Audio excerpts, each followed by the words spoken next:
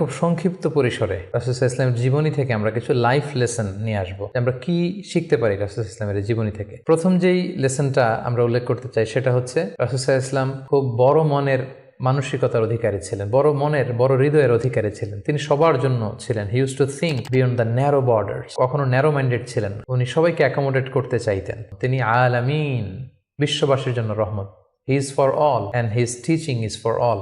দ্বিতীয় যে শিক্ষাটা আমরা পাই সেটা হচ্ছে রাসূল সাল্লাল্লাহু আলাইহি ওয়াসাল্লাম সবসময় সংঘবদ্ধ জীবন যাপন করেছেন। আমরা যদি দেখি মক্কাতে সংঘবদ্ধ, মদিনাতে সংঘবদ্ধ, যেখানে তিনি ছিলেন সংঘবদ্ধ ছিলেন। এবং আমরা যেন ইউনাইটেড থাকি, কোরআনের শিক্ষাটা তিনি বারবার বলেছেন, ওয়ালা তাফাররাকু, তোমরা বিচ্ছিন্ন হয়ো না, তোমরা আলাদা হয়ে জীবন যাপন করো না, বরং তোমরা সংঘবদ্ধ জীবন যাপন করো। 3 নম্বর যে শিক্ষাটি আমরা পাই রাসূল সাল্লাল্লাহু আলাইহি ওয়াসাল্লামের জীবনী থেকে সেটা হচ্ছে তিনি পিস লাভার ছিলেন, শান্তিকামী। কখনো সংঘাতে সহজে বিরোধে জড়াতে চাইতেন না। সবসময় শান্তি প্রতিষ্ঠায় তিনি অগ্রগামী ছিলেন। আমরা যদি দেখি যে কুরাইশদের সাথেও কিন্তু তিনি পিস ট্রিটি করেছেন, শান্তি চুক্তি। সাহাবারা রাজি হচ্ছিলেন না, কিন্তু তিনি করেছেন। মদিনায় এসে তিনি মদিনা চার্টার করেছেন, মদিনা সনদ করেছেন, ইহুদিদের সাথে একসাথে থেকেছেন। কিন্তু মদিনা সনদ ভঙ্গ হয়েছে যখন তারা বিশ্বাসঘাতকতা করেছে। তার মানে তিনি সবসময় শান্তির পক্ষে ছিলেন। তো আমরা যারা নবীজির উম্মত বলে নিজেদেরকে দাবি করি, আমরা যেন সবসময় শান্তিকামী হই, আমরা যেন শান্তির পক্ষে থাকি, এটা আমাদের জন্য শিক্ষা। 4 নম্বর যে শিক্ষাটি আমরা পাই সেটা হচ্ছে he was the flag bearer of justice.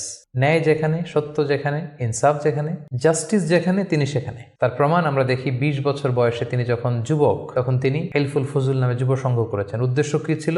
মাআল মাজলুম দিদ্দাল জালিম। আমরা সবসময় মাজলুমের পক্ষে থাকবো, জালেমের বিরুদ্ধে। কোনো জালেম যেন কোনো ব্যবসায়ীকে, ভিনদেশীকে, কাউকে যেন ঠকাতে না পারে। মাজলুমের পক্ষে লড়বার জন্য তিনি এটা করেছেন। তার মানে ইনসাফ, জাস্টিস, ন্যায় পরায়ণতার পক্ষে তিনি সবসময় কাজ করেছেন। আমরা যেন সবসময় ন্যায় পরায়ণতার পক্ষে থাকি, এটাই আমাদের জন্য শিক্ষা। 5 নম্বর যে ব্যাপারটা আমরা দেখি যে রাসূল সাল্লাল্লাহু আলাইহি ওয়াসাল্লামের পুরো জীবনীটা যদি আপনারা খেয়াল করেন, সবসময় রাসূল সাল্লাল্লাহু আলাইহি ওয়াসাল্লাম একটা স্ট্রাগলের মধ্য দিয়ে গিয়েছেন। তিনি আল্লাহর নবী, শুধু নবী নয়, শ্রেষ্ঠ নবী, আল্লাহর হাবিব। তার কাছে কোরআন নাজিল হয়েছে, তার কাছে ওহী আসতো, আল্লাহর সরাসরি সাহায্য তিনি পেয়েছেন, আল্লাহর সাথে কথা বলতেন। তারপরও তার জীবন কিন্তু স্ট্রাগল মুক্ত ছিল না। সবসময় তিনি স্ট্রাগলের মধ্য দিয়েছিলেন।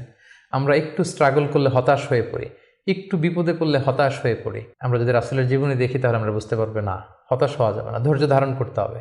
কারণ struggle is the part of our life. আমার নবী স্ট্রাগল করেছেন, তিনি সংগ্রাম করেছেন। সো সংগ্রাম আমাদের জীবনের অংশ। এই শিক্ষাটা আমরা পাই। 6 নম্বর যে শিক্ষাটি আমরা পাই সেটা হচ্ছে রাসূল সাল্লাল্লাহু আলাইহি ওয়াসাল্লাম ব্যক্তিগত জীবনে অত্যন্ত সৎ ছিলেন। যে কারণে যে কুরাইশরা রাসূল সাল্লাল্লাহু আলাইহি ওয়াসাল্লামের বিরোধিতা করত, তারাই রাসূল সাল্লাল্লাহু আলাইহি ওয়াসাল্লামকে উপাধি দিয়েছিল আস-সাদিক আল আমিন, সত্যবাদী, আমানতদার। যেদিন তিনি হিজরত করবেন সেদিন তিনি তার ঘরে রাসূল সাল্লাল্লাহু আলাইহি ওয়াসাল্লাম আলী রাদিয়াল্লাহু তাআলা আনহুকে রেখে গিয়েছিলেন। কারণ ওনার কাছে মক্কার অনেক লোকেরা আমানত রেখেছিল। সেই আমানতগুলো বুঝিয়ে দিতে আলী রাদিয়াল্লাহু তাআলা আনহুর 3 দিন সময় লেগেছিল। এত পরিমাণে ডিপোজিট ছিল, আমানতের বিভিন্ন জিনিসপত্র ছিল, সেগুলো আলী রাদিয়াল্লাহু তাআলা আনহু বুঝিয়ে দিয়ে তারপরে তিনি হিজরত করেছেন। কতটা আমানতদার ছিলেন আমাদের প্রিয় নবী। এবং ওনার এই ব্যবসায় আমানতদারিতায় মুগ্ধ হয়েই কিন্তু খাদিজা রাদিয়াল্লাহু তাআলা আনহা রাসূল সাল্লাল্লাহু আলাইহি ওয়াসাল্লামকে বিয়ের প্রস্তাব দিয়েছিলেন। তো তার উম্মত হিসেবে আমাদের উচিত সত্যবাদী, সৎ এবং আমানতদার হওয়ার চেষ্টা করা। 7 নম্বর যে শিক্ষাটি আমরা রাসূল সাল্লাল্লাহু আলাইহি ওয়াসাল্লামের জীবনী থেকে পাই সেটা হচ্ছে রাসূল সাল্লাল্লাহু আলাইহি ওয়াসাল্লামের একটা ফ্রেন্ডলি ইন্টারাকশন ছিল তার ফলোয়ারদের সাথে, good interaction with the followers. আমাদের অনেক লিডারদের মধ্যে একটা বসি ভাব থাকে যে আমি সব জানি, আমার ফলোয়াররা কিছুই জানে না, আমার টিমের লোকেরা কিছুই জানে না। না, রাসূল সাল্লাল্লাহু আলাইহি ওয়াসাল্লাম এটা করতেন না। কারোর কাছ থেকে কোনো ভালো কনসালটেশন, কোনো পরামর্শ আসলে পলিসি মেকিংয়ে তাদের কথাও তিনি রাখতেন। সুবহানাল্লাহ, এটা একটা গুড লিডারের বৈশিষ্ট্য। 8 নম্বর যে শিক্ষাটা আমরা পাই সেটা হচ্ছে রাসূল সাল্লাল্লাহু আলাইহি ওয়াসাল্লাম হেভিলি ফোকাসড ছিলেন তার মিশনে। সেই যে মক্কায় তিনি তাওহীদের বাণী প্রচার করতে শুরু করেছেন, রিসালাতের বাণী প্রচার করতে শুরু করেছেন, আখিরাতের কথা মানুষকে প্রচার করতে শুরু করেছেন। তার যে দাওয়াতের ফোকাস, এই ফোকাস থেকে কোনো প্রলোভন, কোনো লোভ, কোনো স্ট্রাগল, কোনো বিপদ রাসূল সাল্লাল্লাহু আলাইহি ওয়াসাল্লামকে এক চুল পরিমাণ নাড়াতে পারেনি। আমরা যদি জীবনে সফল হতে চাই আমাদের ফোকাস ঠিক রাখতে হবে। ফোকাস থেকে আমরা নড়ে গেলে কিন্তু আমরা সফলতার দেখা পাবো না। 9 নম্বর যে শিক্ষাটা আমরা পাই রাসূল সাল্লাল্লাহু আলাইহি ওয়াসাল্লামের কম্প্যাশনেট অ্যান্ড মার্সিফুল অ্যাটিটিউড। রাসূল সাল্লাল্লাহু আলাইহি ওয়াসাল্লামের দয়াদ্র মানসিকতায় অনেক শত্রু কিন্তু রাসূল সাল্লাল্লাহু আলাইহি ওয়াসাল্লামের বন্ধু হয়ে গিয়েছিল, ঈমান এনেছিল। আমরা দেখেছি মক্কা বিজয় যখন করেছিলেন চাইলে পিষে মারতে পারতেন কুরাইশদেরকে, যারা বছরের পর বছর জন্মভূমি থেকে দূরে থাকতে বাধ্য করেছিল রাসূল সাল্লাল্লাহু আলাইহি ওয়াসাল্লামকে। রাসূল সাল্লাল্লাহু আলাইহি ওয়াসাল্লাম কি করলেন? বললেন যে না, লা তাসরিবা আলাইকুমুল ইয়াউম, কোনো প্রতিশোধ, হিংসা কিছু নেই, ক্ষমা করে দিলাম, যাও তোমরা স্বাধীন। এভাবে নানা ঘটনায় আমরা দেখেছি রাসূল সাল্লাল্লাহু আলাইহি ওয়াসাল্লাম তার অমীয় অনুপম চরিত্রের মাধ্যমে তিনি মানুষের মন জয় করেছেন। তো এই গুণাবলী যেন আমরা আমাদের মধ্যে ধারণ করবার চেষ্টা করি। সব শেষে শিক্ষাটির কথা বলবো সেটা হচ্ছে succession management. A good leader produces good leaders. একজন ভালো নেতা শুধু ফলোয়ার তৈরি করে না, সে আরো নতুন নেতা তৈরি করে। আমরা যদি দেখি রাসূল সাল্লাল্লাহু আলাইহি ওয়াসাল্লামের ইন্তেকালের পরে আমাদের লিডারশিপ নিয়ে কোনো ক্রাইসিস হয়নি, সেখানে দাঁড়িয়ে গিয়েছে আবু বকরকে আমরা রাদিয়াল্লাহু তাআলা আনহুকে আমরা আমাদের খলিফা বানিয়েছি। আবু বকর রাদিয়াল্লাহু তাআলা আনহুর ইন্তেকালের পরে ওমরে ফারুক আমাদের খলিফা হয়েছে, তারপরে উসমান, তারপরে আলী রাদিয়াল্লাহু তাআলা আনহু। তার মানে রাসূল সাল্লাল্লাহু আলাইহি ওয়াসাল্লাম এদেরকে কিন্তু সবসময় ডানে বায়ে সামনে পেছনে কাছে নানা কাজে এঙ্গেজ করে